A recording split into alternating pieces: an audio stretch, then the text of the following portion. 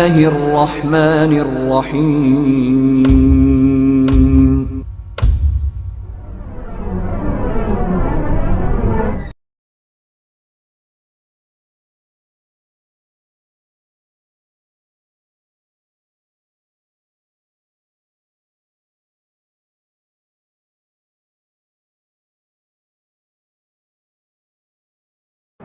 اعوذ باللہ من الشیطان الرجیم. بسم اللہ الرحمن الرحیم. لقد کان لکم فی رسول اللہ اسوۃ حسنہ. رب اشرح لی صدری ویسر لی امری واحلل عقدۃ من لسانی یفقہوا قولی. رب زدنی علما رب زدنی علما رب زدنی علما. محترم حضرات،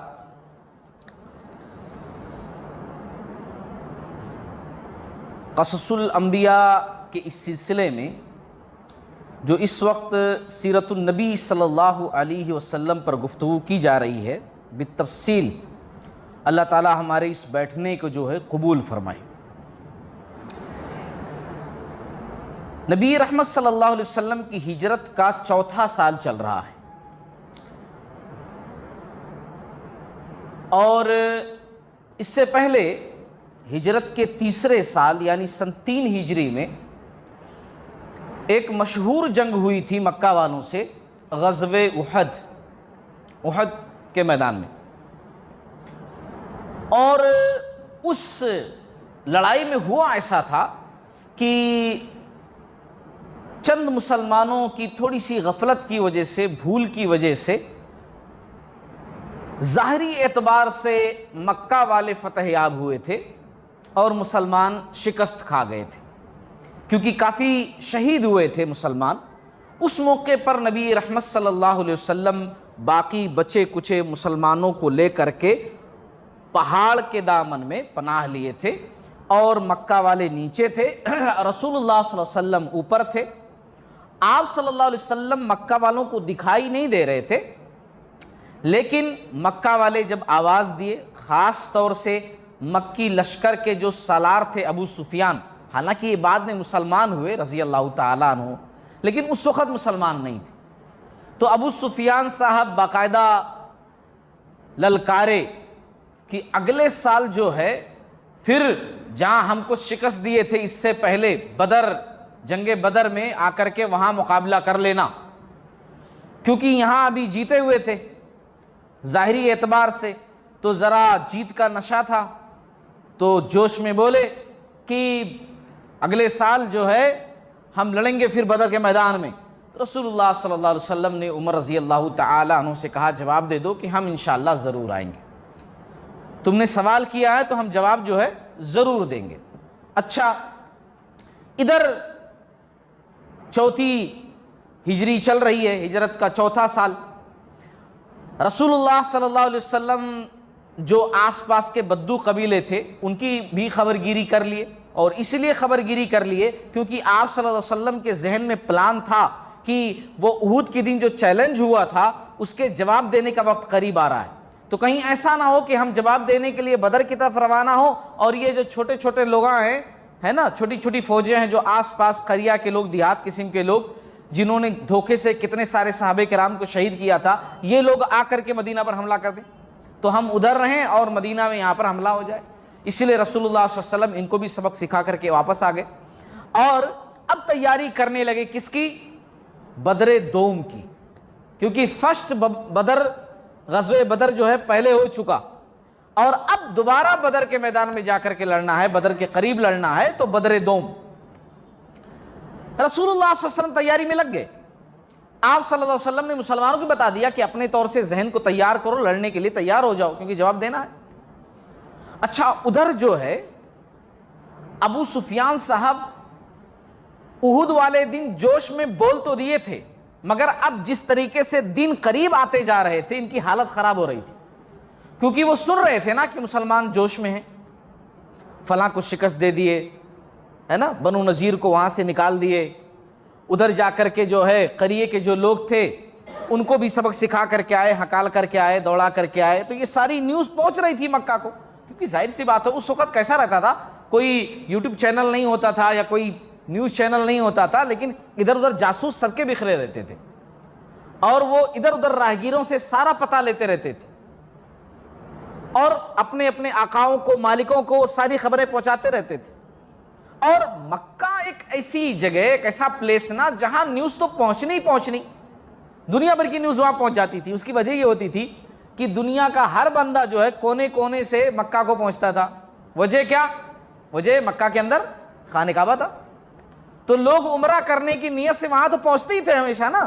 تو جب مسافر وہاں پہنچتے تھے تو نیوز مل جاتی تھی بھی کیا کچھ آس پاس سننے میں آیا تمہیں، ہاں ایسا ایسا ہو رہا، ایسا ایسا ہو رہا، وہ نیوز پہنچ جاتی تھی. تو جس طرح دن قریب آتے جا رہے تھے، ابو سفیان صاحب گھبرا رہے تھے. گھبرانے کی وجہ کیا تھی؟ ایک تو ڈر لگ رہا تھا ان کو کہ مسلمان فارم میں ہیں، مسلمان جوش میں ہیں. دوسری طرف جو ہے قحط سالی پڑی ہوئی تھی، اور قحط کی وجہ سے میدانوں میں گھاس بالکل نہیں تھی. میدانوں میں گھاس نہیں تھی، کنویں میں پانی نہیں تھا، ہے نا، پانی کے ذخائر بالکل نہیں تھے. اور لڑنے کے لیے دو تین چیزوں کی زیادہ ضرورت ہوتی ہے. ایک تو آدمی کے پاس خوراک ہونی چاہیے، کیونکہ کھائے گا نہیں تو لڑے گا کیسے.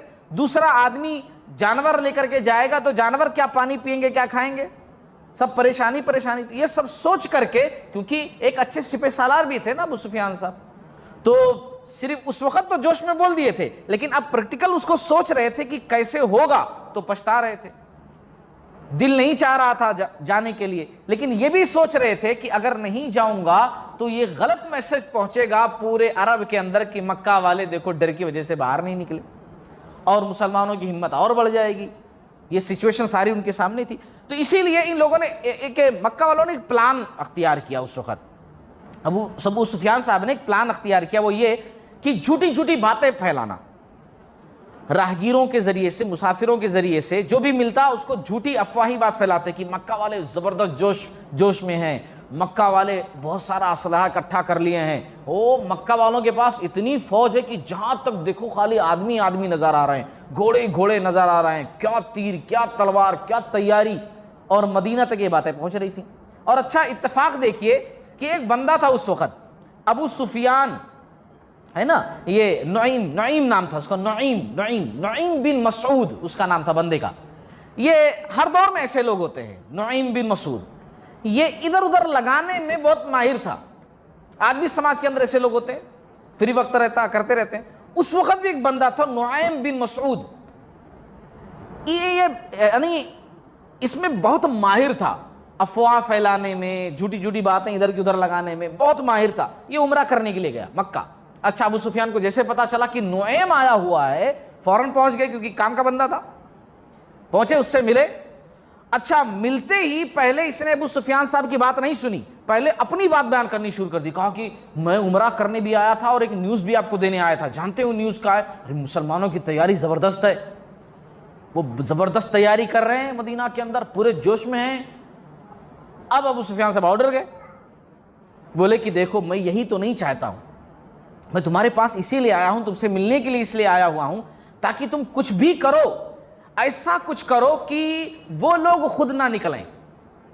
اگر ہم لوگ نہیں نکلیں گے تو یہ ہو جائے گا پورے عرب کے اندر ہماری بےزتی ہو جائے گی، اور ہماری جو دھاک ہے کہ مکہ والے، وہ نام خراب ہو جائے گا. کچھ تم ایسا کرو کہ ادھر سے ہی معاہدہ ٹوٹ جائے، ادھر سے وعدہ خلافی ہو، یعنی مسلمان نہ نکلے ڈر کی وجہ سے. ایسا ہو جائے تو بغیر لڑے ہم جیت جائیں گے، سماج میں بات پھیل جائے گی کہ دیکھو وہ لوگ ڈر کی وجہ سے نکلے ہی نہیں.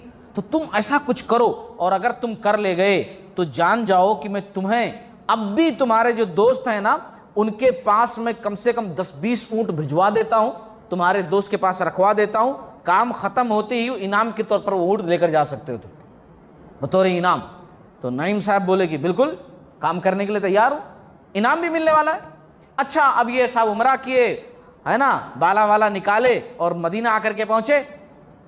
یہ ایسے تھے ادھر سے ادھر جاتے رہتے تھے، ہے نا. تو پہنچے مدینہ، اب دیکھے صحابہ کرام کہ بھائی بالا والا نکال کر آئے ہیں. کہاں سے آئے ہو؟ مکہ سے. اچھا مکہ سے آئے ہو، کیسی تیاری چل رہی ادھر؟ تو اب باری ان کی تھی پھینکنے کی، بولنے کی، اور بولنا شروع کیے کہ دیکھو اگر تم واقعی میں مقابلے کے لیے نکلو گے تو زندگی کی سب سے بڑی بھول ہوگی تم لوگوں کی، سب سے بڑی غلطی. تم میں سے کوئی ایک بندہ بھی باقی نہیں بچے گا. ایسی تیاری ہے مکہ والوں کی، اور آس پاس کے سارے قبیلے مکہ والوں کے ساتھ ہیں. تم میں سے کوئی زندہ نہیں بچے گا. خود محمد صلی اللہ علیہ وسلم وہ بھی زندہ نہیں بچ کر کے آئیں گے، ان کی حالت بھی خیر نہیں رہ جائے گی۔ یہ بات جان لو، بہت تیاری ان کے پاس ہے، قسم کھا کھا کر کے اللہ قسم ایسا، اللہ قسم ایسا جو ہے صحابہ کرام کے سامنے بیان کرنا شروع کر دیا۔ اب ظاہر سی بات ہے صحابہ کرام جب سنے کہ بھئی مکہ سے آ رہا اور ایسی سی باتیں کر رہا ہے اور اللہ کی قسم کھا کر کہہ رہا ہے، کیونکہ جب آدمی اللہ کی قسم کھا کر کہہ رہا ہے تو ایک مسلمان یقین کر لیتا ہے۔ آج بھی جب لوگ جا کر ادھر ادھر بیان کرتے ہیں کہ نہیں ایسا نہیں ایسا نہیں ایسا، تو ظاہر سی بات ہے جو بندہ دور بیٹھا ہوا ہو وہ یقین کر لیتا ہے کہ ہاں بھئی بندہ صحیح بول رہا ہے۔ تو اب صحابہ کرام کے دل جو ہے وہ آگے پیچھے ہونے لگے، صحابہ کرام کے دل کے اندر بھی عجیب سچویشن آ گئی کہ نکلنا چاہیے کہ نہیں نکلنا چاہیے، جانا چاہیے کہ نہیں جانا چاہیے، وہ سوچنے لگے وہ لوگ یہی اور اچھا، اور دوسری طرف یہود اور منافقین تو جشن منانے لگے، وہ لوگ سمجھنے لگے کہ واقعی میں مکہ والے بڑے جوش میں ہیں، مکہ والوں کی تیاری فل زبردست ہے، وہ لوگ تو بہت مٹھائیاں بانٹنے لگے ہیں ادھر سے ادھر، ارے اب کی بار تو مسلمان بچ ہی نہیں سکتے ہیں، بہت اچھل کود کر رہے تھے نا، ہم کو جو ہے باہر نکال دیے قبیلے کو، بنی نذیر کو، اور یہ چھوٹے موٹے لوگوں سے جیت کر کے بہت اچھل رہے تھے، اب مکہ والے ان کو بتائیں گے، اب ان کی کمر توڑیں گے، اب ایسا ہوگا اب کوئی ان میں سے زندہ نہیں بچے گا، اور بڑے خوش ہو گئے۔ حالانکہ ان بیوقوفوں کو کیا پتا تھا، ہے نا، کیا پتا تھا روئے زمین پر یہی جماعت تو حق والی جماعت تھی پورے روئے زمین پر، اگر یہی ختم ہو جاتی تو اللہ کا نام لینے والا کون ہوتا؟ ہاں، ان بیوقوفوں کو کچھ بھی نہیں پتا تھا یہی چراغ جلیں گے تو روشنی ہوگی دنیا میں۔ ہاں، اللہ تعالیٰ ان کے ساتھ ہے، یہ ایمان والے ہیں، اللہ تعالیٰ ان کو نیست و نابود نہیں کر سکتا، اللہ ان کو نہیں مٹائے گا، ان بیوقوفوں کو کیا پتا تھا۔ خیر، رسول اللہ صلی اللہ علیہ وسلم تک جب یہ افواہیں پہنچیں اور صحابہ کرام کی سچویشن بھی پہنچی کہ لوگ بھروسہ کر رہے ہیں ان افواہوں پر، تو رسول اللہ صلی اللہ علیہ وسلم کے دل پر یہ بات بہت مشکل گزری۔ آپ صلی اللہ علیہ وسلم کو بالکل اچھا نہیں لگا کہ صحابہ کرام نے ایسی اڑتی اڑتی باتوں کو جو ہے یقین کر لیا۔ آپ صلی اللہ علیہ وسلم کو خطرہ لاحق ہو گیا، آپ صلی اللہ علیہ وسلم سوچنے لگے کہ کہیں واقعی میں ٹائم آ جائے اور میں نکلنے کے لیے بولوں اور کوئی نہ نکلے، سب بیٹھے رہیں۔ آپ صلی اللہ علیہ وسلم قسم قسم کی باتیں سوچ رہے تھے۔ اتنے میں اللہ کا کرم دیکھیے، اتنے میں شیخین پہنچے، ابو بکر رضی اللہ تعالیٰ عنہ، عمر رضی اللہ تعالیٰ عنہ، ہے نا۔ ویسے اسلام میں ان کا مقام ایسے یوں ہی نہیں ہے، شیخین کا مقام ہے نا۔ یہ دونوں اصحاب پہنچے اور پہنچتے ہی بولے، رسول اللہ صلی اللہ علیہ وسلم دیکھیے الگ الگ باتیں سوچ رہے تھے اور یہ لوگ پہنچے، اور پہنچنے کے بعد بولے اے اللہ کے رسول صلی اللہ علیہ وسلم، یقیناً اللہ تعالیٰ دین کو غالب کرنے والا ہے، اپنے نبی کو عزت دینے والا ہے، ہم نے جو وعدہ دیا ہے ہم وعدہ خلافی نہیں کریں گے، آپ تشریف لے چلیں، اللہ کی قسم اس میں یقیناً ہمارے لیے خیر ہے۔ آپ صلی اللہ علیہ وسلم نے جب باتیں سنی ان کی دونوں اصحاب کی تو آپ صلی اللہ علیہ وسلم کا حوصلہ بلند ہو گیا، اور آپ صلی اللہ علیہ وسلم نے جو کہا وہ بڑے پتے کی بات، آپ صلی اللہ علیہ وسلم نے سب کو بلا کر کہا والذی نفسی بیدہ، قسم اس ذات کی جس کے قبضے قدرت میں میری جان ہے، لَأَخْرُجَنَّ وَإِن لَّمْ يَخْرُجْ مَعِي أَحَدٌ، میں ضرور نکلوں گا چاہے تم میں سے کوئی میرے ساتھ نہ نکلے، میں ضرور نکلوں گا، پورے عزم کے ساتھ آپ صلی اللہ علیہ وسلم نے کہا۔ اور یہ الفاظ جب صحابہ کے کانوں سے ہو کر ان کے دلوں تک پہنچے نا تو ان کے دلوں کے اندر جو کچھ تھوڑا بہت خوف تھا وہ غائب ہو گیا۔ ہمارے نبی کہہ رہے ہیں کہ میں نکلوں گا تو بھلا ہم پیچھے کیسے رہ سکتے ہیں جو ہمارے نبی نکل رہے ہیں۔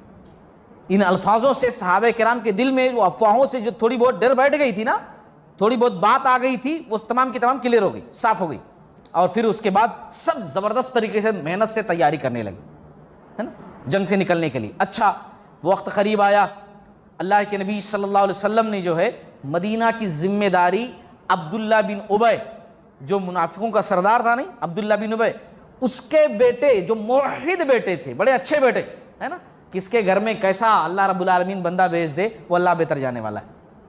آزر جیسے بندے، آزر جیسے شخص کے گھر میں اللہ تعالیٰ ابراہیم علیہ السلام کو پیدا کر دے، ہے نا، نوح علیہ السلام کے گھر میں کنعان جیسا بیٹا پیدا کر دے، اللہ تعالیٰ کی مرضی ہے، اللہ کی منشا ہے۔ تو عبداللہ بن ابی کے بیٹے، موحد بیٹے عبداللہ بن عبداللہ رضی اللہ تعالیٰ عنہ، ان کو ذمہ داری سونپی، اور ایک روایت کے اندر یہ بھی آیا ہوا ہے کہ عبداللہ بن رواحہ ایک صحابی تھے، ان کو ذمہ داری سونپی۔ آپ صلی اللہ علیہ وسلم جب کبھی جاتے تھے کسی محاذ پر، کسی ذمہ داری پر، تو ایک کسی کو رکھ کر کے جاتے تھے کہ تمہیں سنبھالنا ہے یہاں کی ذمہ داری، تو ان کو جو ہے ذمہ داری دی۔ پھر اس کے بعد شعبان کا مہینہ سن 4 ہجری، اگر عیسوی دیکھیں گے تو 626 عیسوی تھی اس وقت، 626 عیسوی چل رہا تھا۔ 1500 کا لشکر لے کر آپ صلی اللہ علیہ وسلم جو ہے نکلے. جھنڈا علی رضی اللہ تعالیٰ عنہ کے ہاتھ میں تھا, چند گھوڑے تھے, گنتی کے چند گھوڑے, کیونکہ مسلمانوں کے پاس کیا ہے, ایمان اور روح کا جو جذبہ رہتا تھا وہی مضبوط رہتا تھا. انفرادی جو طاقت ہوتی ہے کہ بہت بڑی لشکر, ایسا مسلمانوں کے پاس نہیں رہتا تھا. اور نہ ہی ہتھیار بہت زیادہ ہوتے تھے, اور نہ ہی گھوڑے بہت زیادہ ہوتے تھے. گھوڑے فوج میں ہونے کا مطلب کیا ہوتا تھا معلوم, کہ سمجھ لیجئے کہ زبردست فوج, کیونکہ گھوڑے بھاگ بھاگ کر آپ اٹیک کر سکتے ہو نا گھوڑوں پر. تو مسلمانوں کے پاس چند گھوڑے تھے, بس چند لوگوں کے گھوڑے تھے, باقی لوگوں کے پاس نہیں تھے. آپ صلی اللہ علیہ وسلم جو ہے بدر الصفرا ایک مقام ہے بدر کے قریب, وہاں پہنچے تو دیکھا کہ کوئی نہیں ہے, کوئی بندہ ہی نہیں ہے. حالانکہ مسلمان یہ سوچ کر گئے تھے کہ وہ لوگ جس جوش میں بول کر کے گئے تھے وہ لوگ پہلے ہوں گے آس پاس کہیں, لیکن جب پہنچے تو کوئی بھی وہاں نہیں تھا. اچھا دوسری طرف ادھر دیکھیے مکہ والوں کا, ابو سفیان صاحب ہی نکلے, ایسا نہیں کہ نہیں, کیونکہ اگر نہیں نکلتے تو ان کی بےزتی ہوتی نا, لڑنے سے پہلے ہار جاتے. تو نکلے وہ بھی 2000 کا لشکر لے کر کے, جس میں 50 گھوڑے تھے ان کے پاس, ہتھیار بھی اچھے تھے. لیکن وہ لوگ جب مکہ سے نکلے تو اسی وقت بجھے دل تھے. دل ان لوگوں کا کسی کا نہیں چاہ رہا تھا کہ جائیں بدر کے میدان میں لڑنے کے لیے. لیکن اب وہ ایک انا, ایک غرور کہ ہم نہیں نکلیں گے, کہیں وہ لوگ نکل گئے تو پھر کیا ہوگا, ہماری بےزتی ہو جائے گی, نہیں نکلنا بول کر کے نکلے. لیکن جانے کا دل کسی کا نہیں تھا, سیرت کے اندر صاف لکھا ہوا ہے جانے کا دل کسی کا نہیں تھا. اور اس کی وجہ کیا بھی آگے پتہ چل جائے گا.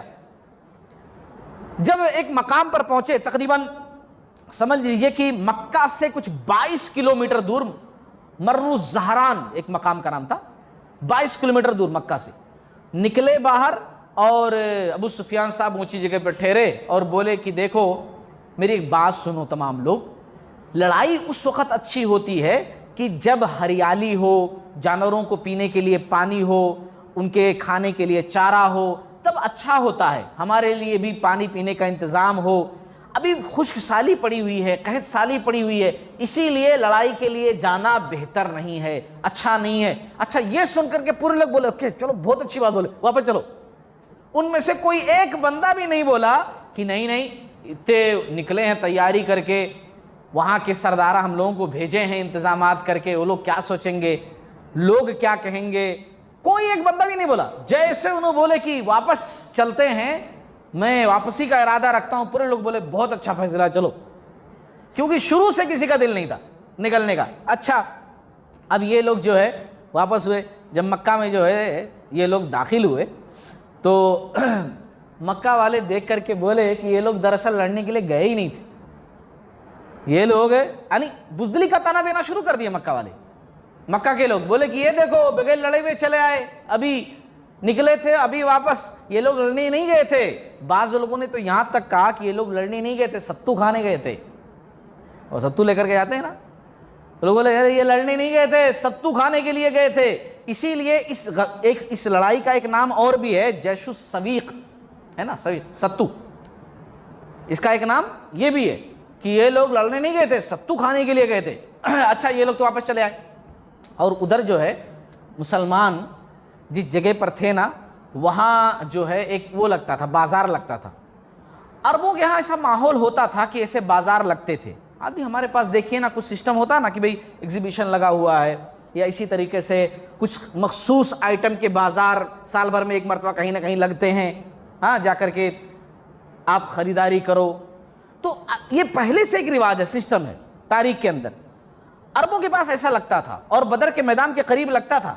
صحابہ کرام اس بازار کے بارے میں اچھے سے جانتے تھے. اسی لیے دیکھو صحابہ کرام کا ایمان دیکھو, اتنا مضبوط دل کے ساتھ گئے تھے کہ کچھ تجارتی سامان بھی لے کر گئے تھے. حالانکہ گئے کیا تھے, لڑنے کے لیے, لیکن ان کو اتنا یقین تھا کہ اللہ تعالی ہمارے ساتھ ہے. وہ جو ہے کچھ تجارتی سامان بھی جو ہے لے کر کے گئے تھے. وہ بازار جب لگا تو زبردست کاروبار کیا مسلمانوں نے.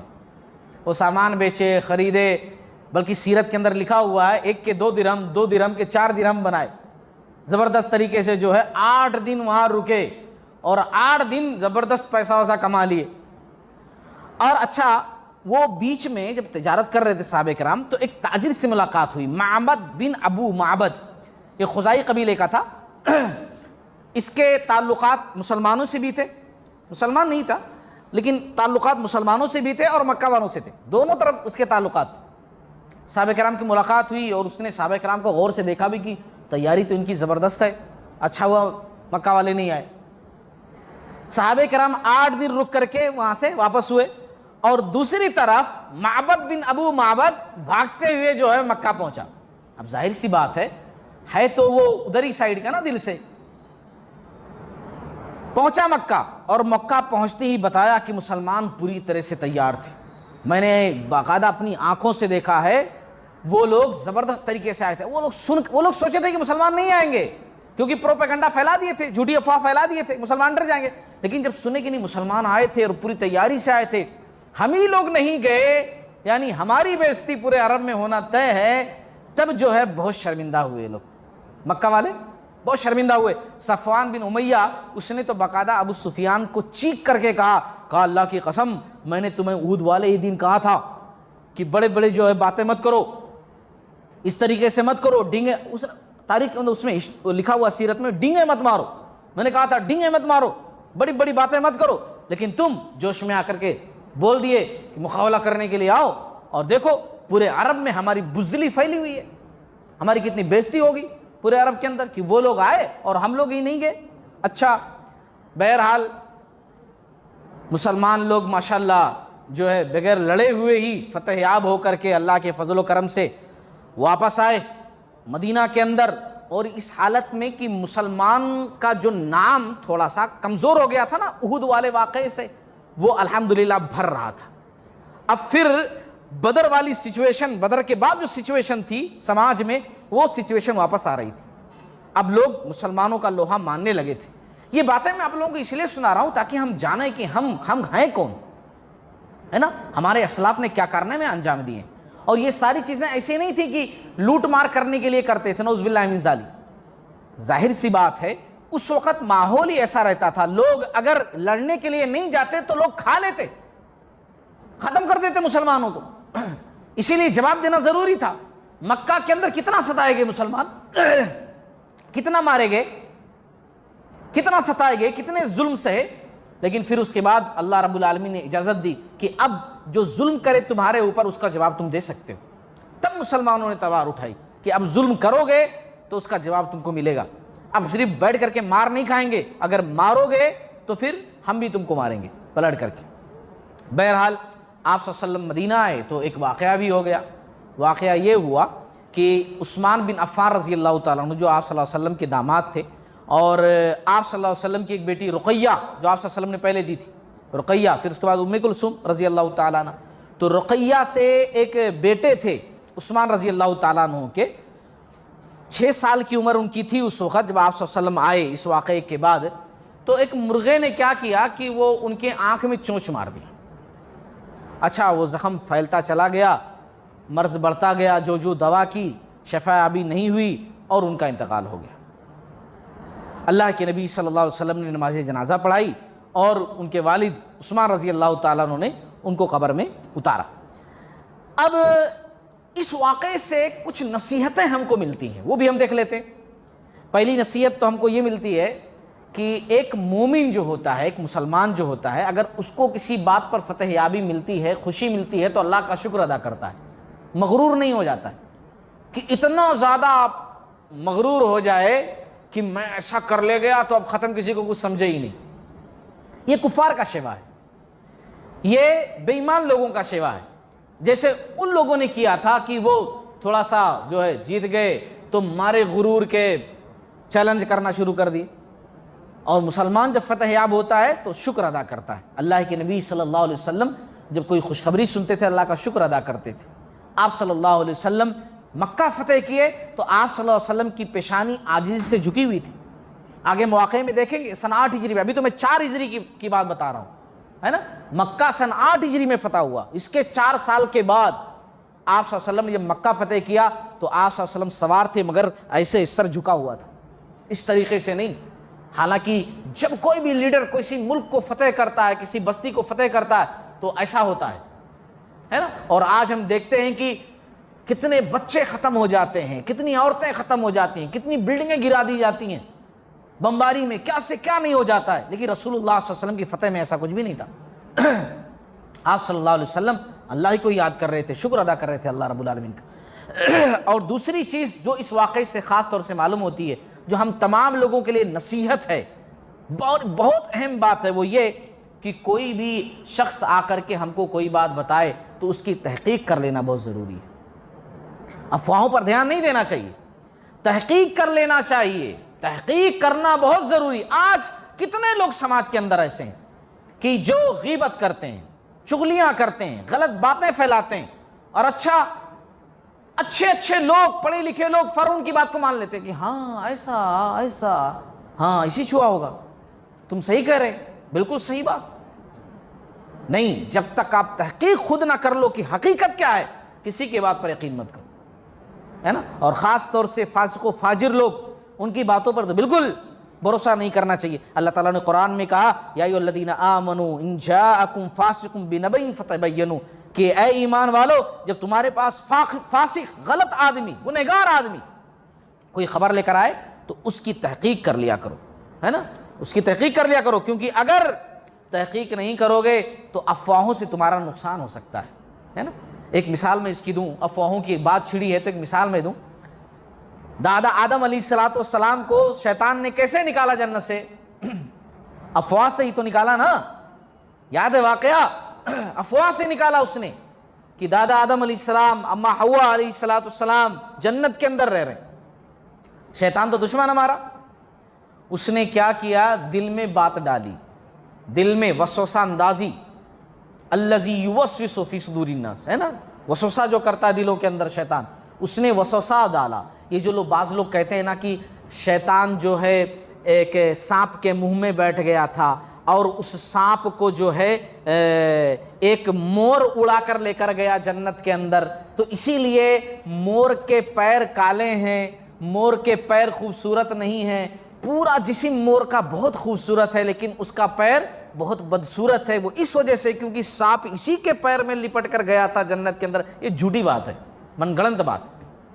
شیطان نے وسوسہ اندازی کی تھی اور یہ پاور اللہ نے اس کو دیا ہے ہمارے ایگزام کے لیے، امتحان کے لیے، ہے نا۔ یہ اسپیشل پاور اس کے پاس ہے کہ وہ دور رہ کر بھی ہمارے دل میں بات ڈال سکتا ہے اور غلط خیال ڈال سکتا ہے۔ تو وہاں بات ڈال دیا آدم علیہ السلام کے پاس، ڈال دیا کہ یہ جو درخت سے منع کیا ہے اللہ تعالیٰ نے کہ مت کھاؤ، اس وجہ سے منع کیا ہے کیونکہ اگر اس کو کھا لو گے تو پھر اللہ تعالیٰ بھی چاہیں گے تو نہیں نکال سکتے جنت سے، اسی لیے درخت کا پھل کھا لو اگر ہمیشہ رہنا ہے جنت کے اندر تو، اور کھا لیے، افواہ پر دھیان دے دیے، اور نتیجہ اس کا کیا ہوا ہم سب اچھی طریقے سے جانتے ہیں۔ تو افواہوں پر دھیان جو ہے بالکل نہیں دینا چاہیے۔ اچھا چلیے، ایک واقعہ ہو گیا۔ اب اس کے بعد جو ہے چند خوشگوار لمحات آئے رسول اللہ صلی اللہ علیہ وسلم کی زندگی میں۔ حالانکہ آپ صلی اللہ علیہ وسلم کی پوری زندگی ہمارے لیے اسوہ ہے۔ آپ صلی اللہ علیہ وسلم کا ہنسنا، اٹھنا، بولنا، آپ صلی اللہ علیہ وسلم کا بیمار ہونا، شفا یابی پانا، آپ صلی اللہ علیہ وسلم کا جنگوں میں جانا، آپ صلی اللہ علیہ وسلم کی شادی بیاہ، یہ تمام چیزیں، کھانا پینا، ہر چیز ہمارے لیے اسوہ ہے، ہر چیز ہمارے لیے ایک بہت بڑی نعمت ہے، پورا کا پورا اسلام ہے۔ تو آپ صلی اللہ علیہ وسلم کی اس بیچ جو ہے سن 4 ہجری میں شادیاں بھی ہوئیں۔ اب آپ دیکھیے، میں 2-3 شادیوں کا تذکرہ کروں۔ سن 4 ہجری میں جو شادیاں ہوئی ہیں اس واقعے کے بعد آپ صلی اللہ علیہ وسلم کی، تو ایک شادی آپ صلی اللہ علیہ وسلم نے کی سیدہ زینب بنت خزیمہ رضی اللہ تعالی عنہا سے۔ زینب بنت خزیمہ، نام یاد رکھیے، کبھی کبھار ہم کنفیوز ہو جاتے ہیں۔ رسول اللہ صلی اللہ علیہ وسلم کی بعض بیویوں میں ناموں میں ملتے جلتے نام ہوتے ہیں۔ زینب ایک ہماری ماں کا نام ہے، پھر زینب ایک اور ماں کا نام ہے، لیکن باپ کا نام الگ الگ ہے۔ زینب بنت خزیمہ ایک ہیں، ایک زینب بنت جہش ہیں، ان کا واقعہ الگ ہے، ان کا واقعہ الگ ہے، لیکن نام دونوں کے زینب ہی ہیں، ہے نا، لیکن والد کے نام سے پہچانے جائیں گے۔ تو زینب بنت خزیمہ رضی اللہ تعالی عنہ، ان سے آپ صلی اللہ علیہ وسلم نے شادی کی رمضان سن 4 ہجری میں۔ یہ جو ہے بیوہ تھیں، ان کے شوہر جو ہے وہ احد والے دن شہید ہو گئے تھے، میں پہلے ہی بتا دوں، رسول اللہ صلی اللہ علیہ وسلم نے جو اتنی ساری شادیاں کی، اور آپ صلی اللہ علیہ وسلم کی شادیوں میں ہم دیکھتے ہیں کہ اما عائشہ رضی اللہ تعالی عنہا کو چھوڑ کر کے اکثر پورے مطلقہ بیوہ ایسی عورتیں تھیں. سماج کو آپ صلی اللہ علیہ وسلم پیغام دینا چاہتے تھے کہ اسلام کی نظروں میں ان کی بڑی اہمیت ہے, کیونکہ عرب کا ماحول ہی ایسا تھا کہ عورتوں کی عزت ہی نہیں تھی. ماحول ایسا تھا عرب کے اندر کہ پہلے تو ایسا تھا کہ بچی ہوتے ہی گڑا کھود کر زندہ دفن کر دیا جاتا تھا, ایسا ماحول تھا. عورتیں بیچی خریدی جاتی تھی, ایک مرد ایک عورت خریدتا اور تسکین کے لیے رکھتا, پھر اس کو بازار میں بیچ دیتا, دوسری خرید لیتا. ایسے ماحول میں آپ صلی اللہ علیہ وسلم نے یہ جو اتنی شادیاں کی اور بیوہ خاتون ہیں جن کے شوہر نہیں ہیں, ہے نا, بچے ہیں, ایسے لوگوں کو اپنایا سماج کو پیغام دینے کے لیے کہ دیکھو یہ عورتیں اسلام کی نظروں میں بہت عزیز ہیں, ان کو جس طریقے سے سماج آج کچل رہا ہے ویسا مت کچلو, ان کو عزت دو, ان کو اہمیت دو, نکاح کرو, اپنے گھر کی عزت بناؤ, اپنا وقار بناؤ, اپنی بیوی بناؤ, ایک مقام دو ان کو. اور آپ صلی اللہ علیہ وسلم نے پریکٹیکل وہ کر کے بتایا سماج کو. مگر آج ان چیزوں کو الگ نام سے دیکھا جاتا ہے, الگ پروپیگنڈا کیا جاتا ہے, الگ باتیں پھیلائی جاتی ہیں. تو آپ صلی اللہ علیہ وسلم نے زینب بنت خزیمہ رضی اللہ تعالیٰ عنہ سے شادی کی. ان کے شوہر جو ہے وہ احد والے دن شہید ہو گئے تھے. اچھا, حق مہر آپ صلی اللہ علیہ وسلم نے 500 یا 400 درہم دیا تھا ان کو بطور مہر. اچھا, کتنا لیا تھا یہ بھی ہونا چاہیے, کیونکہ آج کل ہوتا نا کہ بھائی اتنا مہر دیے تو کتنا پائے تھے, تو آپ صلی اللہ علیہ وسلم نے کتنا لیا تھا؟ پھر نہیں, اسلام میں تو یہ ہے ہی نہیں نا, اس لیے ایسی کوئی چیز آپ کو اسلام میں مل ہی نہیں سکتی. صرف دینے کی بات, مہر کتنا دیا تھا یہ مل سکتا ہے نا, اسلام میں لینا تو ہے ہی نہیں. انہیں ام المساکین کہا جاتا تھا, ام المساکین. تھوڑا سا جان لیجئے ان کے بارے میں, خواتین اگر ہوں تو وہ جان لیں. ام المساکین, مسکینوں کی ماں, یہ بہت صدقہ کرتی تھیں, خیرات کرتی تھیں اور نہایت حسن سلوک سے پیش آتی تھی فقراء کے ساتھ, مسکینوں کے ساتھ. ایک ہوتا ہے نا بہت دینا, ہے نا, دو چیزیں ہیں اس میں پوائنٹ کی بات. ہم بہت سارے لوگوں کو دیکھتے ہیں کہ رمضان میں صدقہ بہت کرتے ہیں, لیکن ایک مرتبہ آتی ہیں کوئی مانگنے کے لیے, نہیں ابھی نہیں, آج نہیں, کل بانٹوں گا, کل آؤ.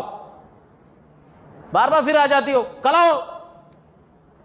تو یہ حسن سلوک نہیں ہے. آپ ایک چیز اچھا کر رہے ہیں کہ ان کے اوپر اب صدقہ کر رہے ہیں, ٹھیک ہے, بانٹ رہے ہیں آپ, لیکن کس لہجے میں بات کر رہے ہیں؟ ان کو عزت نہیں دے رہے ہیں نا. آپ دے رہے ہیں, مال دے رہے ہیں, خرچ کر رہے ہیں, الگ چیز ہے, مگر عزت نہیں دے رہے ہیں. اور یہ جو تھیں یہ دیتی بھی تھیں اور عزت بھی دیتی تھی, مسکینوں کا بھی احترام کرتی تھی, عزت ان کو دیتی تھیں. اچھا, آپ صلی اللہ علیہ وسلم کی زندگی ہی میں ان کا انتقال ہوا, یہ بھی ایک اہم بات ہے. زندگی ہی میں خدیجہ رضی اللہ تعالی عنہا جو آپ صلی اللہ علیہ وسلم کی پہلی بیوی ہیں, ان کے بعد آپ صلی اللہ علیہ وسلم کی زندگی میں اگر کسی بیوی کا انتقال ہوا ہے تو وہ یہی ہیں زینب بنت خزیمہ رضی اللہ تعالی عنہا. آپ صلی اللہ علیہ وسلم نے ان کی نماز جنازہ خود پڑھائی اور بقیع میں ان کو دفن کیا گیا. اس کے بعد جو ہے آپ صلی اللہ علیہ وسلم نے ام سلمہ رضی اللہ تعالی عنہا سے شادی کی. ام سلمہ رضی اللہ تعالی عنہا یہ بھی امہات المومنین میں سے ہیں, یہ ہماری ماں ہیں ام سلمہ رضی اللہ تعالی عنہا. اچھا, یہ جو امہات المومنین کہا جاتا ہے اس کا مطلب سمجھتے ہیں آپ؟ امہات المومنین کا مومنوں کی ماں ہے نا, یعنی آپ صلی اللہ علیہ وسلم کے بعد پھر یہ کسی اور سے نکاح نہیں کر سکتی, کیونکہ پورے مومنوں کی ماں ہے. یہ اللہ نے اتنا بڑا مقام ان کو دے دیا ہے, یہ پورے مومنوں کی ماں ہے. اسی لیے کہا جاتا ہے ام المومنین اما عائشہ رضی اللہ تعالی عنہا, ام المومنین حفصہ رضی اللہ تعالی عنہا. یہ ام المومنین اسی لیے کہا جاتا ہے, ام مانے ماں, مومنوں کی ماں, یہ ہماری ماں ہیں. تو ام سلمہ رضی اللہ تعالی عنہا آپ صلی اللہ علیہ وسلم نے ان سے بھی 4 ہجری میں جو ہے نکاح کیا. یہ بھی جو ہے بیوہ تھی, جان لیجیے, یہ بھی بیوہ تھیں. ابو سلمہ رضی اللہ تعالی عنہ کا نام سنا آپ لوگوں نے؟ ابو سلمہ یہ وہ صحابی ہیں کہ جنہوں نے اپنی بیوی کے ساتھ, اس اچھی بیوی کے ساتھ جو ہے حبشہ ہجرت کی تھی. حبشہ کے بعد پھر مدینہ ہجرت کی تھی. اسلام کے خاطر میاں بیوی نے بڑی پریشانیاں جھیلی ہیں اور ان کی محبت کی مثال دی جاتی تھی. یہ آپس میں بہت محبت کرتے تھے. میاں بیوی بے شک محبت کرتے ہیں, لیکن کچھ لوگ ایسے ہوتے ہیں بہت زیادہ محبت کرتے ہیں. تو آپس میں بہت محبت تھی, اتنی محبت تھی کہ ایک مرتبہ کا واقعہ ہے, ام سلمہ رضی اللہ تعالی عنہا بعد میں یہ ساری باتیں انہوں نے بتائیں, اسی لیے سیرت کے اندر, تاریخ کے اندر یہ باتیں موجود ہیں, احادیث کے اندر یہ باتیں موجود ہیں. کہتی ہیں کہ مرتبہ میں اپنے شوہر کے ساتھ جو ابو سلمہ تھے ام سلمہ ابو سلمہ دراصل اس لیے کہا جاتا تھا کیونکہ سلمہ ان کے بچے کا نام تھا، تو اسی لیے ام سلمہ مطلب سلمہ کی ماں، اور ابو سلمہ بولے تو سلمہ کے باپ، ہے نا، ورنہ ان کا اصلی نام ہند تھا۔ ام سلمہ رضی اللہ تعالیٰ عنہ کا اصلی نام جو تھا وہ کیا تھا؟ ہند تھا۔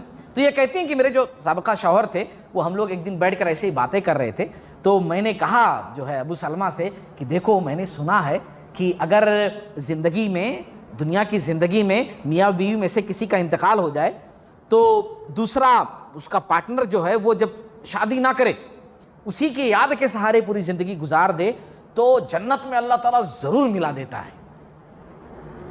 تو ایسا کرتے ہیں کہ اگر جو ہے آپ رہے، میں انتقال کر گئی آپ سے پہلے تو آپ شادی نہیں کرنا، اور آپ انتقال کر گئے تو میں شادی نہیں کروں گی، ہے نا، تو اس طریقے سے پھر ہم جنت میں مل جائیں گے انشاءاللہ۔ تو جو ابو سلمہ تھے انہوں نے کہا نہیں ہے غلط بات ہے نا، یہ تمہاری بات غلط ہے، سوچ ہے تمہاری ایسی نہیں ہے، دیکھو بلکہ میں خود تم سے کہہ رہا ہوں کہ اگر جو ہے مجھے کچھ ہو گیا تو میرے بعد تم شادی کر لینا۔ بلکہ انہوں نے صرف یہی نہیں کہا، کمال کی بات دیکھیے، یہ بھی ایک محبت ہے، یہ محبت کا بہترین درجہ ہے۔ دعا کی اللہ تعالیٰ سے، اے اللہ میرے بعد ام سلمہ کو مجھ سے بہتر شوہر عنایت کرنا، اے اللہ میرے بعد اگر مجھے کچھ ہو گیا تو میرے بعد جو ہے انہیں جو ہے مجھ سے اچھا شوہر دینا، جو انہیں بالکل دکھ درد تکلیف نہ دے، اور اچھا شوہر ان کو دینا۔ اچھا پھر اس کے بعد یہ بیچارے رخصت ہو گئے واقعی میں دنیا سے۔ کچھ دنوں کے بعد ام سلمہ رضی اللہ تعالی عنہ آپ صلی اللہ علیہ وسلم کی خدمت میں گئیں اور خبر دی کہ ایسا ہو گیا، ہمارے شوہر کا انتقال ہو چکا ہے۔ تو آپ صلی اللہ علیہ وسلم نے کہا کہ ٹھیک ہے، اللہ تعالیٰ سے دعا کرتی رہو، اللہم اغفر لی ولہ وعاقبنی منہ عقبہ حسنہ، دعا کرو اللہ تعالیٰ سے کہ اللہ مجھے اور ان کو بخش دے اور مجھے اس سے اچھا بدلہ دے، جو اللہ تو نے مجھ سے چھین لیا ہے، لے لیا ہے، اس سے بہتر بدلہ مجھے دے۔ یہ دعا بھی کرتے رہو اللہ تعالیٰ سے۔ ام سلمہ کہتی ہیں کہ میں اللہ تعالیٰ سے دعا کرتی تھی مگر سوچتی تھی کہ ابو سلمہ سے اچھا کون مل سکتا ہے بھلا۔ دعا تو میں کرتی تھی، مجھے اللہ پہ بھروسہ تھا، لیکن میں یہ بھی سوچتی تھی کہ ابو سلمہ سے اچھا مجھے کون مل سکتا، جتنے اچھے وہ تھے اتنا اچھا شوہر ملنا نہیں مل سکتا، کوئی نہیں مل سکتا۔ لیکن پھر کہتی ہیں کہ پھر اللہ تعالیٰ کی مرضی دیکھو، رسول اللہ صلی اللہ علیہ وسلم نے دعا سکھلائی بھی تھی، اور آپ صلی اللہ علیہ وسلم نے کچھ دنوں کے بعد جو ہے عدت وغیرہ گزرنے کے بعد، چند مہینوں کے بعد خود جو ہے نکاح کا پیغام بھیج دیا، اور واقعی میں ابو سلمہ سے اچھے شوہر مجھے مل گئے، ابو سلمہ سے اچھے شوہر مجھے مل گئے۔ حالانکہ ان کو جو ہے عدت گزرنے کے بعد ابو بکر رضی اللہ تعالیٰ عنہ، عمر رضی اللہ تعالیٰ عنہ، انہوں نے بھی نکاح کا پیغام دیا تھا مگر انہوں نے قبول نہیں کیا تھا، اور آپ صلی اللہ علیہ وسلم نے جب بھیجا نکاح کا پیغام تو جو ہے قبول کر لیا، لیکن سڈن اچانک قبول نہیں کیا، بہت ساری شرطیں بھی رکھیں۔ کہا یا رسول اللہ صلی اللہ علیہ وسلم مجھے ذرا غیرت بہت زیادہ ہے، اب آپ کی دوسری بیویاں جو ہیں مجھے غیرت آئے گی، تو آپ صلی اللہ علیہ وسلم نے پیغام بھجوایا کہ میں اللہ سے دعا کروں گا آپ کی غیرت تھوڑی کم ہو جائے۔ کہا کہ میرے بچے بھی ہیں، میری چھوٹی بچی بھی ہے، بڑے تھوڑا بچے بھی ہیں، چھوٹے بچے بھی ہیں، پھر ان کا کیا ہوگا؟ تو آپ صلی اللہ علیہ وسلم نے کہا کہ میں ان کی پرورش کروں گا، میں ان کی دیکھ ریکھ۔ دیکھو سماج کو آپ صلی اللہ علیہ وسلم نے بتایا، اگر یہ چیز کوئی نارمل انسان کرے جو سماج کے اندر جس کی زیادہ اہمیت نہ ہو تو کوئی فرق نہیں پڑتا سماج پر، لیکن وہی سماج کا ایک بڑا آدمی وہ کام انجام دینا تو سماج پر اثر پڑتا ہے، وہ نیوز بنتی ہے، سماج میں بات پھیلتی ہے۔ اسی لیے بہت ساری چیزیں رسول اللہ صلی اللہ علیہ وسلم نے بذات خود اپنی ذات کو لے کر کے کیا پریکٹیکل میں، تاکہ سماج سے وہ برائی ختم ہو سکے، کہ لوگ جو بیوہ کو گری نگاہ سے دیکھتے تھے، اگر اس کے پاس بچے ہیں تب تو اور اس کی ویلو نہیں ہے، کون اس سے شادی کرے گا، بچوں کی پرورش کرنی پڑے گی۔ آپ صلی اللہ علیہ وسلم نے کر کے بتایا کہ نہیں، اسلام تمہیں یہ نہیں تعلیم دیتا ہے، اسلام دیتا ہے کہ ایسے لوگوں کا خاص طور سے ہاتھ تھامو، ان کی مدد کرو، ان کا سہارا بنو، ان کو عزت دو، ان کو ریسپیکٹ دو۔ اسلام نے بتایا اور آپ صلی اللہ علیہ وسلم نے پریکٹیکل کر کے بتایا۔ تو بہرحال ان کی وفات تو بہت بعد میں ہوئی ہے نا، آپ صلی اللہ علیہ وسلم کے دنیا سے رخصت ہونے کے بھی بہت سالوں بعد، بلکہ یوں کہہ لیجئے کہ آپ صلی اللہ علیہ وسلم کی بیویوں میں سب سے آخر میں جنہوں نے وفات پائی ہے وہ ام سلمہ رضی اللہ تعالیٰ عنہ ہے، سب سے آخر میں، تقریباً سن 61 ہجری ہے نا، سن 61 ہجری، یعنی یوں کہہ لیجئے کہ کربلا کے واقعے کے بعد ہے نا ان کی جو ہے وفات ہوئی ہے۔ 378 احادیث ان سے مرمی ہیں، 378 احادیث کی راویاں ہیں جو انہوں نے، یعنی دین کی خدمت بھی انہوں نے کی۔ حدیث اگر یہ آ جائے کہ صحابیہ نے، امہات المومنین میں سے ماں نے، کسی نے اتنی ساری حدیثیں روایت کی ہیں، بیان کی ہیں، تو وہ دین کی خدمت ہے۔ ہاں، اما عائشہ رضی اللہ تعالی عنہا امہات المومنین میں سے سب سے زیادہ احادیث انہی سے مروی ہیں، سب سے زیادہ احادیث ہے نا، اسی لیے بار بار ان کا نام آتا ہے۔ لیکن ان سے بھی 378 احادیث جو ہے مروی ہیں، بقیع کے اندر ان کو جو ہے دفن کیا گیا۔ مختصر سی بات اور کروں گا، اس کے بعد بات ختم کروں گا آج کی قسط میں۔ آپ صلی اللہ علیہ وسلم نے سن 4 ہجری میں ایک شادی اور کی ہے ام المومنین زینب بنت جہش رضی اللہ تعالی عنہا سے۔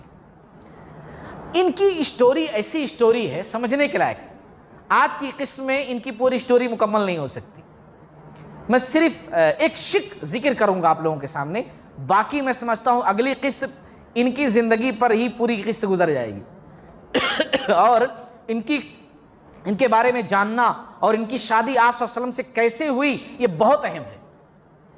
دوسری جو ہماری ماں ہیں امہات المومنین میں سے، ان سے شادی تو آپ صلی اللہ علیہ وسلم کی ہو گئی، خاص بڑی بات نہیں، سب میں کچھ نہ کچھ راز پنہا ہیں، سب میں کچھ نہ کچھ نصیحت ہے ہر ایک کی شادی میں، لیکن ان کی شادی میں تو بہت زیادہ نصیحتیں۔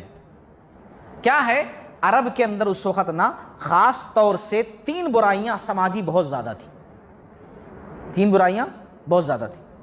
نمبر 1 برائی تو یہ تھی، بہت ساری برائیاں تھیں لیکن 3 برائیاں خاص طور سے جو تھیں شادی بیاہ وغیرہ کو لے کر کے اور زندگی کے مراحل کو لے کر کے، گھریلو معاملات کو لے کر کے۔ ایک تو یہ تھا کہ شادی بیاہ میں اونچا نیچا بہت سوچتے تھے کہ انہوں غلام پہلے تھے تو اب آزاد ہوئے ہیں تو بھلا ہمارے برابر کیسے ہو سکتے، یہ نیچے خاندان کے ہیں ہم اونچے خاندان کے ہیں، یہ ساری چیزیں بہت چلتی تھی۔ اور دوسری جو چیز تھی کہ لے پالک، یعنی وہ بچہ جس کو لے کر کے پال لیا جائے اس کو جو ہے سگے بیٹے کا، سگی اولاد کا درجہ دے دیتے تھے۔ میں ریپیٹ کر رہا ہوں، ایک بچہ جو لے کر کے پالے وہ خود کا بچہ نہیں ہے لیکن اس کو اس طریقے سے مقام دے دیتے تھے کہ وہ سگے بچوں جیسا ہو جاتا تھا۔ اب آپ کہیں گے اس میں برائی کیا ہے اس میں برائی، اسلامی نظریے سے دیکھا جائے بہت ساری برائیاں، آج بھی جو لوگ ایسا کرتے ہیں وہ سماجی بہت ساری برائیاں ہو جاتی ہیں کہ اب دیکھو ایک بچے کو لے کر کے وہ لوگ لے لیے ہے نا، پرورش کرنے بچے کی، اب اس کو سگے بچے کا درجہ دیا، یعنی کہ اپنا نام دیے، باپ کی جگہ پر اپنا نام، جبکہ اس کے باپ نہیں ہے۔ فرسٹ جھوٹ کہ آپ ان کے باپ نہیں ہیں اس بچے کے تو اپنا نام آپ دے دی، جبکہ اس بچے کا باپ کوئی اور ہے تو آپ نے وہ نام دے دیا، تو ظاہر سی بات وہ غلط ہوا نا، وہ غلط ہوا۔ اچھا آپ نے ایک بچے کو لے کر کے، اس وقت کا سماج بھی دیکھو تو خیر وہ تو ویسے تھے، آج بھی دیکھو اس بات کو، آج دیکھو پریکٹیکل میں ایک بچے کو ہم لے لیتے ہیں، ہم گھر میں لے آئے، اچھا ہماری ابھی اولاد نہیں تھی یا چلو اولاد تھی، ایسا بھی ہوتا ہے کہ بھائی بچیاں زیادہ ہیں، ایک بیٹے کی خواہش ہے تو کسی رشتہ دار کا بچہ گود لے لیے، گھر میں لے آئے، کل کے دن یہ بچہ بڑا ہوا ہے نا، بچہ لے آئے، اپنا دودھ نہیں پلائے، ماں نے اپنا دودھ، جو ماں لے کر کے آئی اس نے اپنا دودھ نہیں پلایا، کیونکہ اگر یہ دودھ پلائے گی تو رضائی بیٹا بن جائے گا اور رضائی رشتے سے جو ہے معاملہ اچھا ہو جائے گا، وہ جو دوسری بچیاں گھر کے اندر ہیں وہ اس کی رضائی بہنیں ہو جائیں گی جن سے پردہ کرنا نہیں ہے۔ لیکن اگر بھائی اس کا بچہ نہیں ہے تو دودھ بھی نہیں ہوگا، اور جب دودھ نہیں ہوگا، اوپر کا دودھ انہوں پلائی ہیں اور ان کا بچہ وہ نہیں ہے، تو کل کے دن جب بڑا ہوگا تو ان بچیوں سے پردہ نہیں کرنا چاہیے، سگا بھائی تھوڑی ہے وہ تو منہ بولا خالی بناوٹی بھائی ہے نا، تو پردہ ہونا چاہیے کہ نہیں ہونا چاہیے ہے نا۔ پھر یہ عورت جو ماں کہلاتی ہے اس کو خود پردہ کرنا چاہیے کیونکہ باہر کا بچہ ہے۔ دیکھیے اب سمجھ میں آ رہا ہے آپ کو۔ اچھا مرنے کے بعد جائیداد کا وارث وہ ہوتا ہے، ایک بندے کی کوئی اولاد نہیں ہے، وہ ایک بچہ اڈاپٹ کر لیا، لا لیا، اسلامی رولز کی میں بات کر رہا ہوں، بچہ لا لیا، پرورش کر لیا، اب یہ صاحب انتقال کر کے پوری جائیداد وہ بچے کی ہو گئی، جبکہ صحیح معنوں میں دیکھا جائے تو وہ حقیقی بچہ تھوڑی تھا، آپ کا نہیں تھا نا، ہاں انڈین قانون کے حساب سے قانونی طور پر آپ اس بچے کو جو ہے لے لیتے ہیں، قانونی حیثیت سے وہ آپ کا بچہ کہلاتا ہے، آپ کی ساری جائیداد کا وارث بنتا ہے، کہ انڈین قانون کی بات ہے. لیکن یہاں بات ہو رہی ہے شرعی قانون کی، ہے نا، اسلامی قانون کی. تو وہ چیز تو نہیں ہوتی نا. بہت سارے رشتہ دار ہیں کہ بھئی ایک آدمی کے انتقال کے بعد جو رشتہ دار اس کے وارث ہوتے ہیں، ان کے کوئی اولاد نہیں تھی، وہ رشتہ داروں کو حصہ ملتا، مگر یہ بچے کی ہونے کی وجہ سے سارے رشتہ داروں کا حصہ ختم ہو گیا، تو ان کی حق تلفی نہیں ہوئی ایک طور پر دیکھا جائے. پھر دوسری چیز، عرب کے اندر ماحول ایسا تھا کہ اتنا زیادہ لے پالک بیٹے کو اہم سمجھتے تھے کہ پال لیے تو حقیقی بیٹوں کی طرح، یعنی کہ اب اس کی بیوی جو ہے وہ سچ مچ کی بہو ہے. جیسے سگے بیٹے کی بیوی ہوتی ہے نا بہو، تو سسر اس سے شادی نہیں کر سکتا ہے بیٹے کے انتقال کے بعد، کیونکہ بہو سے شادی نہیں کر سکتا نا، بہو سے شادی نہیں کر سکتا آدمی.